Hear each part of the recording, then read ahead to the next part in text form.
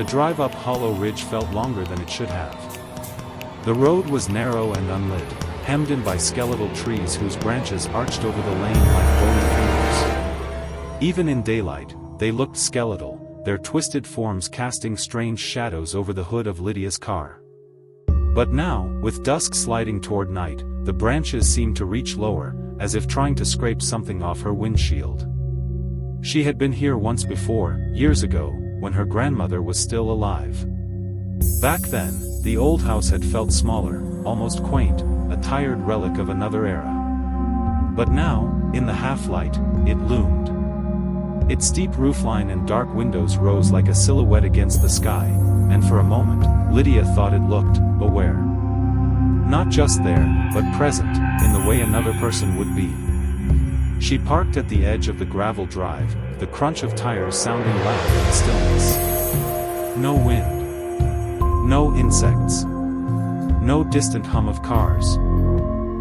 Only her own breathing and the faint ticking of the cooling engine. The house had been empty for 3 years, ever since her grandmother passed.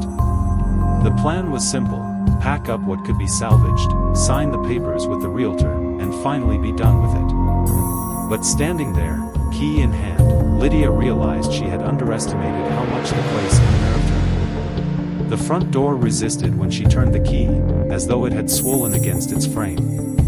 When it finally gave, the hinges complained with a sound that didn't just echo, it seemed to drag along the walls. She stepped inside and flicked the light switch, but the bulb overhead only sputtered once before dying.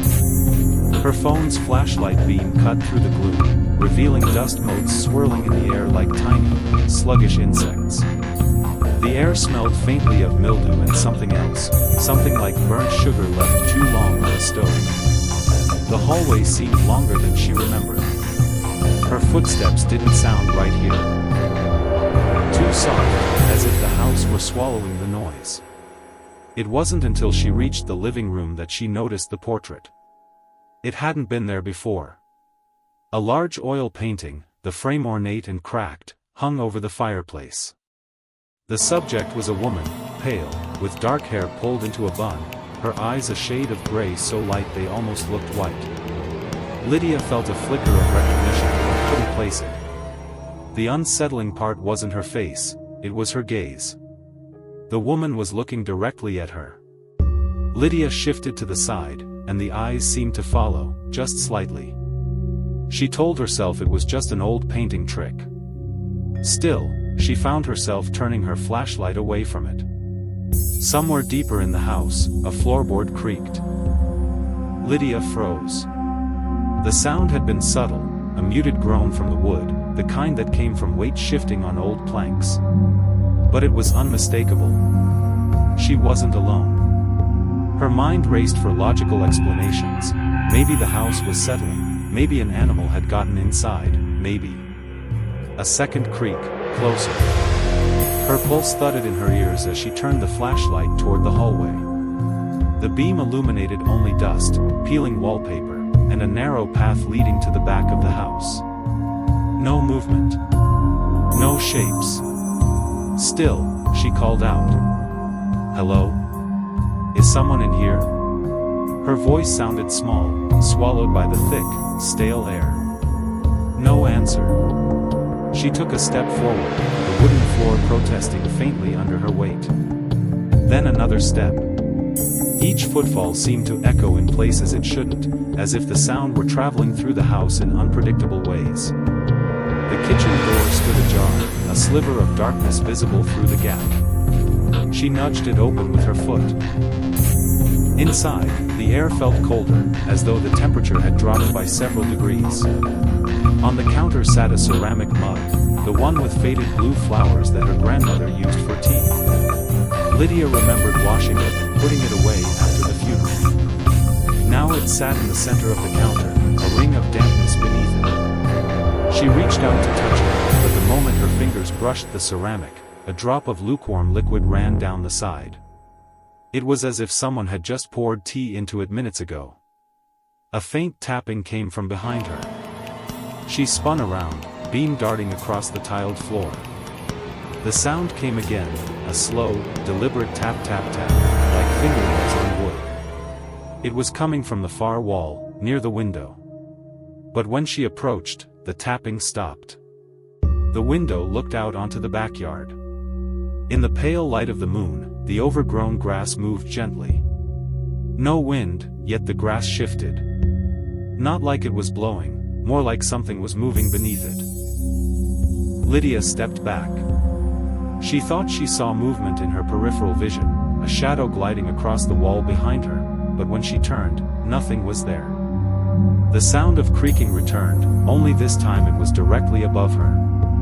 Her eyes drifted upward toward the ceiling. She remembered the attic, a cramped, dark space where her grandmother kept old trunks. She had hated it as a child, convinced it was full of spiders and worse. Now, the sound from above seemed too purposeful to be the shifting of wood. It was slow, deliberate, like footsteps pacing.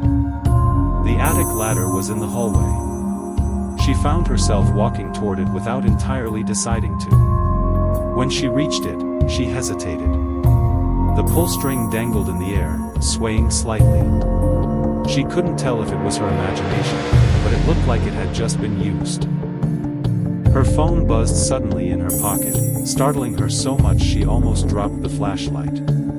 The screen lit up with a single notification, unknown number, don't look at her too long. Her breath caught.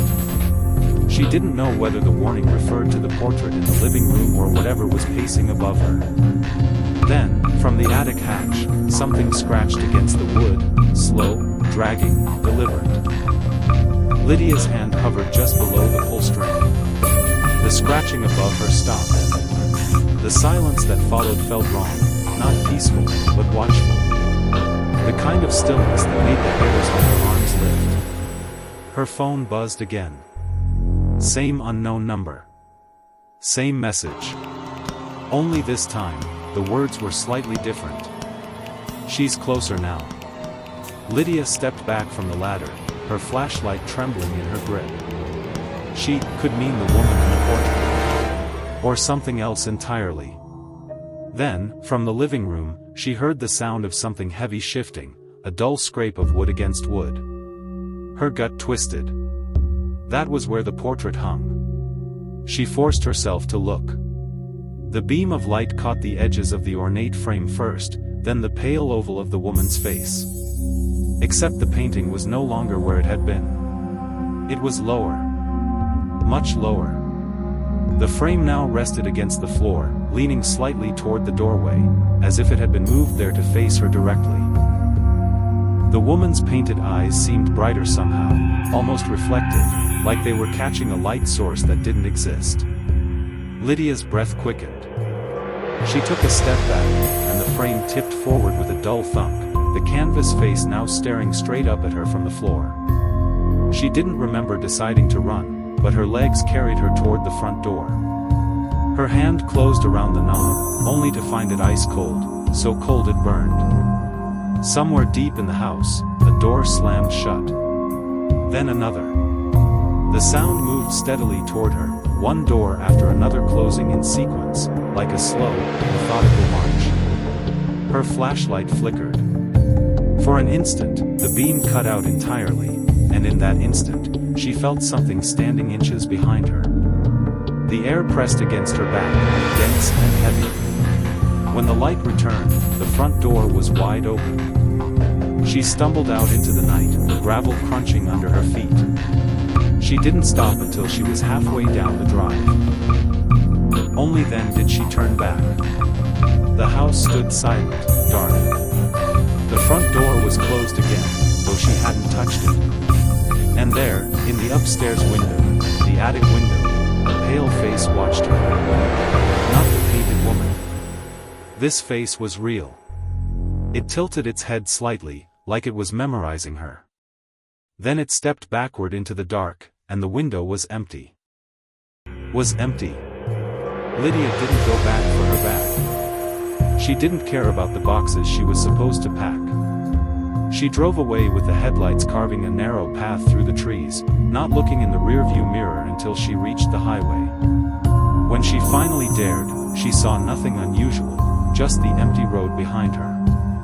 But her phone buzzed one last time. Same unknown number. New message. You looked too long.